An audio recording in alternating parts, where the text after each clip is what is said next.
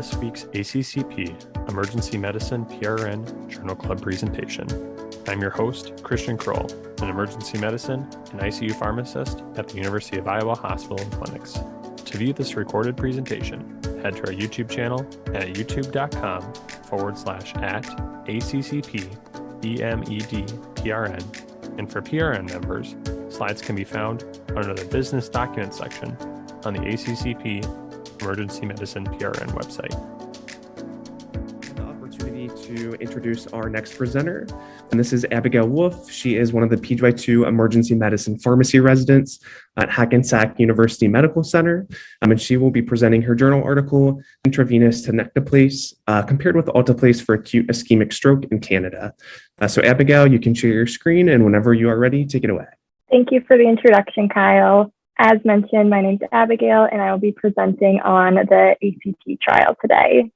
The learning objectives are to describe the role of thrombolytic agents in the management of acute ischemic stroke and review data from the ACT trial on Tenecteplase for stroke. To begin with some background information, Alteplase and Tenecteplase are fibrin-specific tissue plasminogen activator products, and each of these agents works by binding to fibrin and converting the entrapped plasminogen to plasmin. Of note, Tenecteplase does have about a 15-fold higher fibrin specificity compared to Alteplase. Tenecteplase also has resistance to plasminogen activator inhibitor 1, as well as a longer half-life. The initial half-life for Tenecteplase is about 20 to 24 minutes, whereas with Alteplase, the initial half-life is less than 5 minutes. On the slide, I've also included the dosing for Alteplase and Tenecteplase specifically for acute ischemic stroke. There are other dosing regimens if these agents were being used for their other indications, such as MI or PE. For Alteplase, the consensus dosing is 0.9 milligrams per kilogram with a max dose of 90 milligrams. And this is given as 10% of the total dose as an IV bolus over 1 minute, followed by the remainder of the dose as an IV infusion over 60 minutes. For Tenecteplase, the consensus dosing for stroke is 0.25 milligrams per kilogram with a max dose of 25 milligrams, given as an IV bolus over 5 seconds. And it really is that longer half-life that Tenecteplase has compared to Alteplase, which allows it to be administered as an IV bolus compared to the infusion. At this time, Alteplase is FDA approved for acute ischemic stroke, while Tenecteplase is used off-label, but we will be focusing on Tenecteplase today as it is part of the ACT trial, and its use for stroke really has been increasing in the recent years. When looking at Alteplase and Tenecteplase for stroke, there are some proposed advantages of Tenecteplase to consider. Relating to its simpler dosing and administration, it may be easier to calculate the doses of Tenecteplase. While it is still a weight-based dose, it is not broken up into a bolus and then infusion as Alteplase is.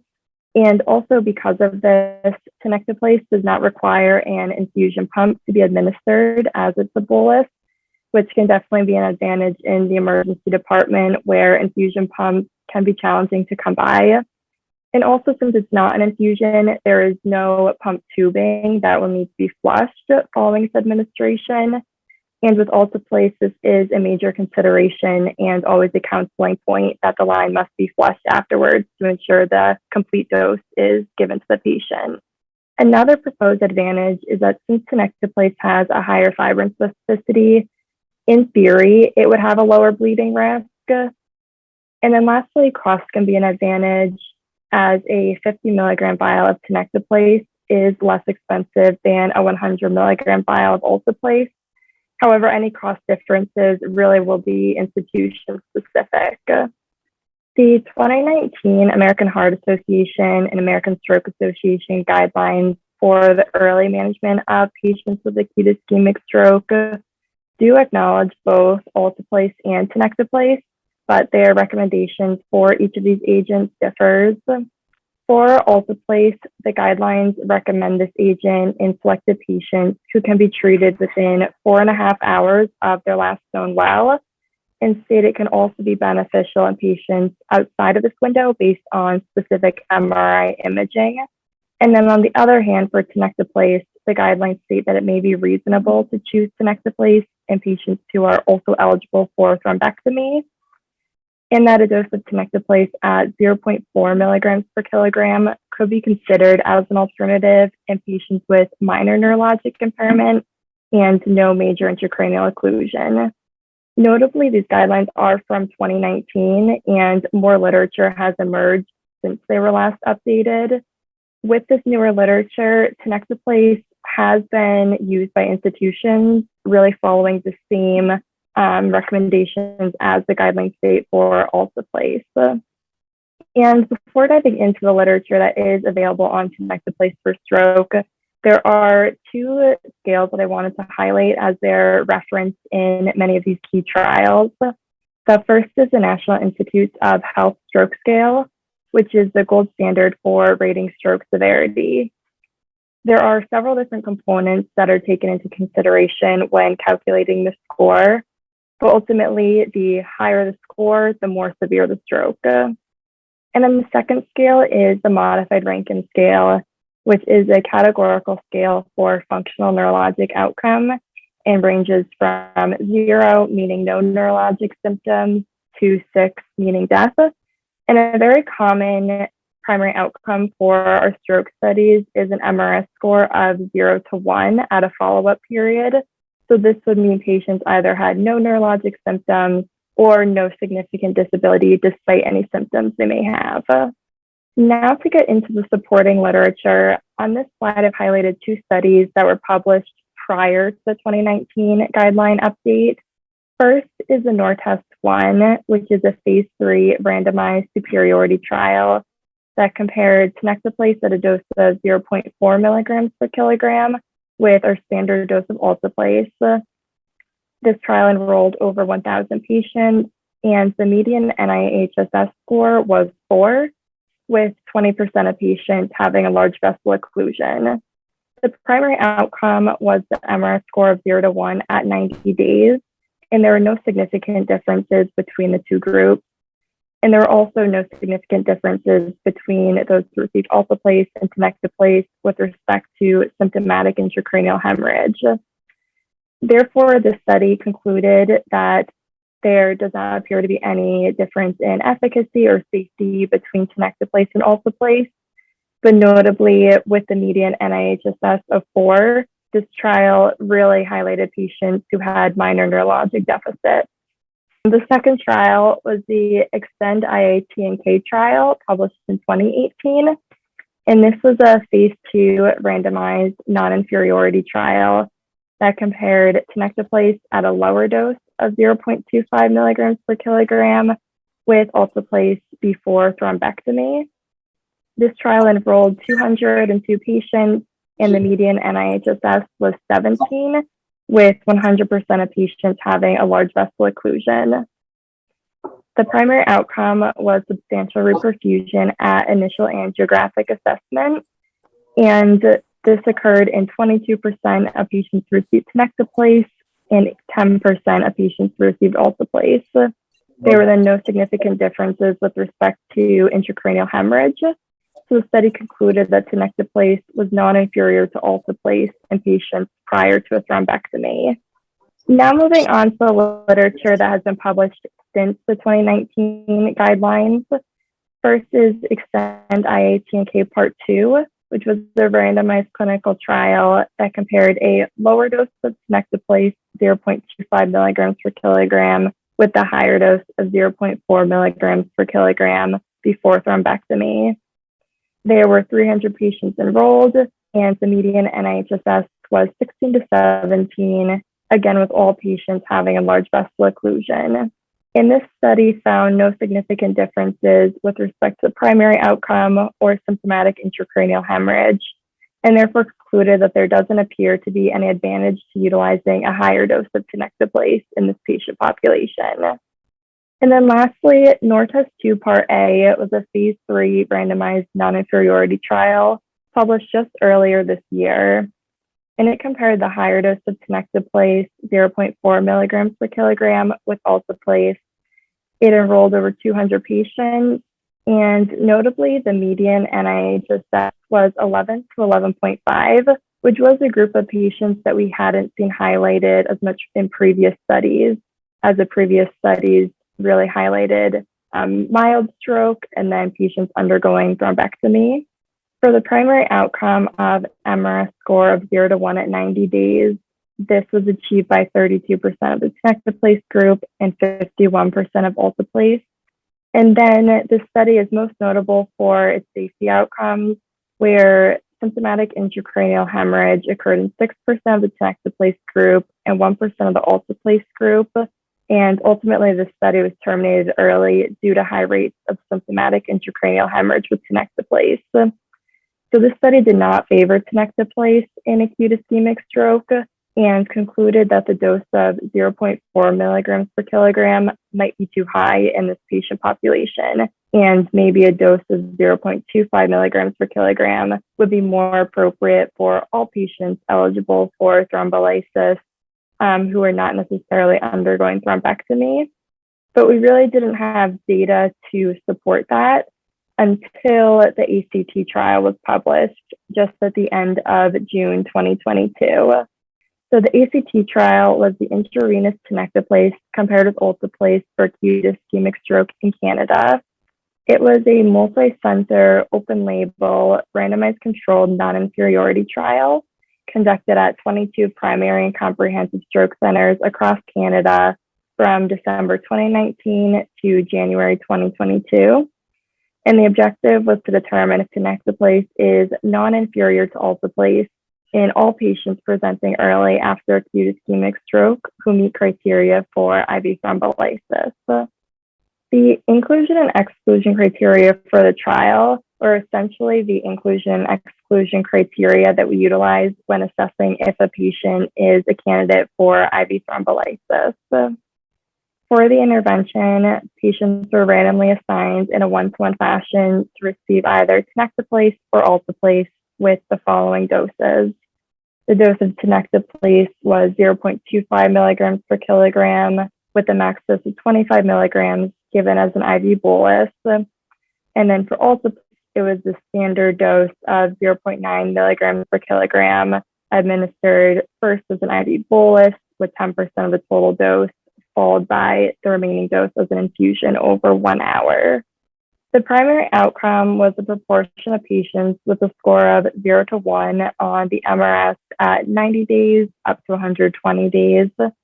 And secondary outcomes included the MRS score of 0 to 2 at this follow-up period, the actual MRS score, return to baseline function, the Euroqual visual analog scale, door to needle time, proportion of patients given endovascular therapy, and length of hospital stay.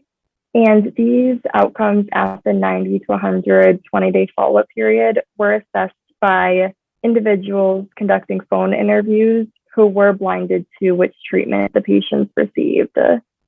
For safety outcomes, symptomatic intracerebral hemorrhage, angioedema, and extracranial bleeding requiring blood transfusion were all assessed up to 24 hours after the IV thrombolytic was administered.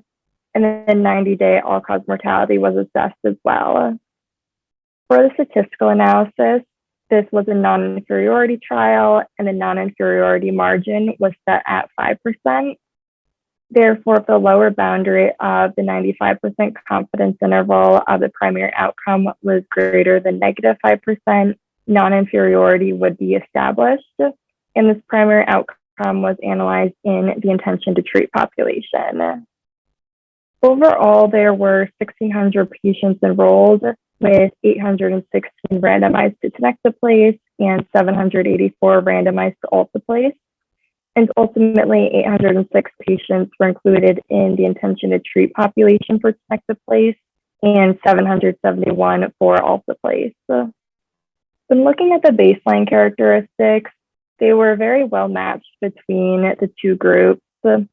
I would like to point out that the baseline NIHSS scores were 9 and 10 for Tenecteplase and Alteplase respectively. which is important as that's the patient population that we hadn't had data on previously in the stroke trials. Additionally, about 25% of patients in each group had a large vessel occlusion. And then over 93% of patients received care at a comprehensive stroke center, and the door-to-needle times were about 36 to 37 minutes. For the efficacy outcomes, beginning with the primary outcome of the proportion of patients with an MRS score of 0 to 1 at 90 to 120 days, this occurred in about 37% of patients who received Tenecteplase and about 35% of patients in the Alteplase group. The lower boundary of the confidence interval was negative 2.6, which is greater than negative 5, and therefore non-inferiority was established. Other efficacy outcomes I'd like to point out are the actual MRS score, return to baseline function, and the EQ-VAS at the follow-up period, as there were no significant differences between the two groups.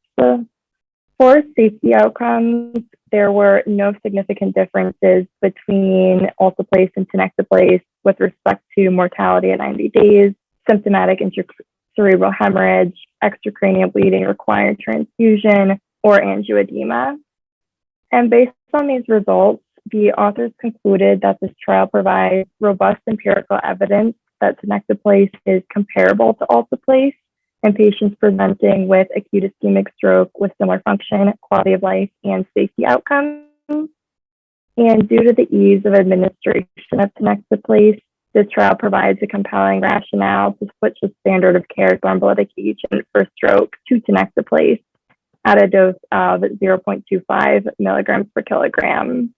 For my study critique, overall, I feel that this was a very strong and well-done study. There was a large sample size included with baseline characteristics well matched between the two groups. And it also was a very pragmatic design where the inclusion and exclusion for the trial really match what we currently do in clinical practice when assessing if a patient is a candidate to receive IV thrombolysis for stroke or not. Additionally, I feel it was appropriate for this to be a non-inferiority trial. And with the small margin of 5%, we can be comfortable that with these results and non-inferiority being established, Tenecteplase is not worse than Alteplase for acute ischemic stroke. Also, the blinded outcome assessment was a strength to help reduce bias when the interviewer is collecting the information at 90 to 120 days to assess the MRS score and return to baseline function. I also thought the efficacy and safety outcomes were strengths. For the efficacy outcomes, the MRS score of 0 to 1 at 90 days is a common primary outcome for previous stroke studies. So I thought it was good that this was reflected in the ACT trial as well. And the study also assessed outcomes that really matter to us as the treatment teams, as well as to the patient. When looking at the MRS score, as well as return to baseline function, this is the information that the patients want to know when thinking about getting this treatment or not. Additionally, the safety outcomes had appropriate time intervals that were looked at, really 24 hours after the administration of the thrombolytic agent is when we would expect to see any angioedema or intracranial hemorrhage or extracranial bleeding relating to the agent. So the study reflected that well. And then lastly, having the median baseline NIHSS of 9 to 10 is a strength because I've mentioned a few times, this really was a gap in literature previously. We didn't necessarily have concrete data on Tenecteplase for patients who were maybe undergoing thrombectomy, maybe not undergoing thrombectomy. And now we have information on more of a moderate to moderate severe patient population who may or may not be undergoing thrombectomy afterwards. For the limitations, the majority of patients did receive care at a comprehensive stroke center, and door-to-needle times were 36 to 37 minutes, which is very fast and are very impressive times, but we don't always see that reflected in clinical practice, which may affect the patient outcomes. If the duodenal times were slower in clinical practice, I still would not expect to see any differences between Alteplase or Tenecteplase based on this trial, but overall the outcomes might be different for each group simultaneously. And overall, for my personal conclusions, I feel that the results of the ACT trial do fill a gap in the literature available on Tenecteplase for acute ischemic stroke, and really do show that Tenecteplase is a safe and effective alternative to Alteplase in all patients who meet criteria for thrombolysis for stroke. Before this study was published, there were many institutions who had already switched to Tenecteplase for stroke or had approved it and were in the process of switching. Some institutions may have been considering the switch but had not made a final decision yet. And maybe for others, it wasn't quite on the radar at that time. But where I really feel these results come into play is that for those institutions who have switched to Tenecteplase, we now have even more robust data to support Tenecteplase as an appropriate alternative agent. And then for the institutions who have not yet switched, it certainly could be a decision that's made. Tenecteplase is an appropriate alternative, but we know that it's non-inferior. It's not superior to Alteplase. So institutions do not have to switch to Tenecteplase for acute ischemic stroke. And then lastly, outside of a controlled trial environment, there are additional operational and safety considerations that will arise and need to be addressed, such as if there's going to be multiple thrombolytic agents on formulary for different indications and some of the medication safety issues that could arise with that. Where will the medications be stored? Who is going to be preparing them? We don't see all of these considerations reflected in a trial. And with that, I thank you all so much for your time today. If you have enjoyed this presentation content and would like to hear more, subscribe via your favorite podcasting app. Additionally, make sure to check out our YouTube page for all recorded presentations. Thank you for listening to this week's ACCP Emergency Medicine Journal Club presentation. Join us weekly for review and discussion of new journal articles in emergency medicine.